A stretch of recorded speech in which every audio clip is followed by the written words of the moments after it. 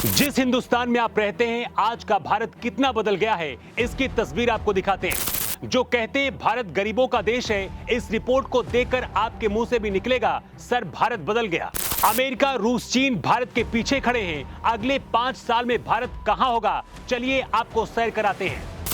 पिछले कुछ महीनों में कई ऐसी रिपोर्ट आई है जिनमें दावा किया जा रहा है कि भारत में गरीबी तेजी से बढ़ रही है। एक रिपोर्ट ने तो यहां तक दावा कर दिया है कि भारत में पाकिस्तान और बांग्लादेश से भी ज्यादा भुखमरी फैली है।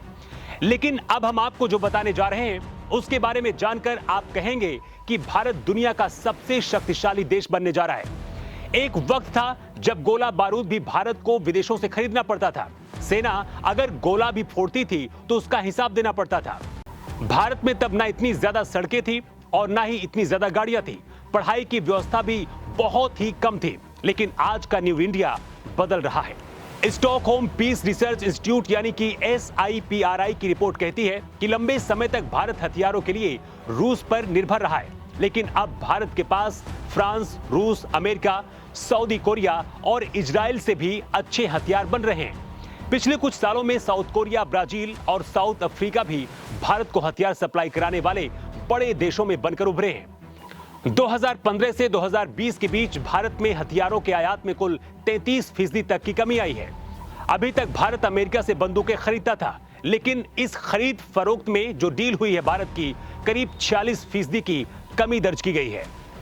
भारत दुनिया का चौथा सबसे बड़ा ताकतवर देश है। रूस, अमेरिका जैसे देश भारत से व्यापार करके अपनी अर्थव्यवस्था को मजबूत करते हैं। यही वजह कि भारत ने अपनी रणनीतियां बदल दी है। भारत बड़े देशों के बजाय अब छोटे देशों के साथ अपना व्यापार तेजी से बढ़ा रहा है।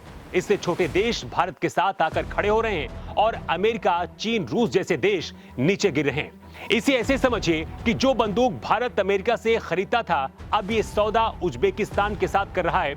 चलते चलते आपको ये भी बताते हैं कि अब भारत की अगली रणनीति क्या है।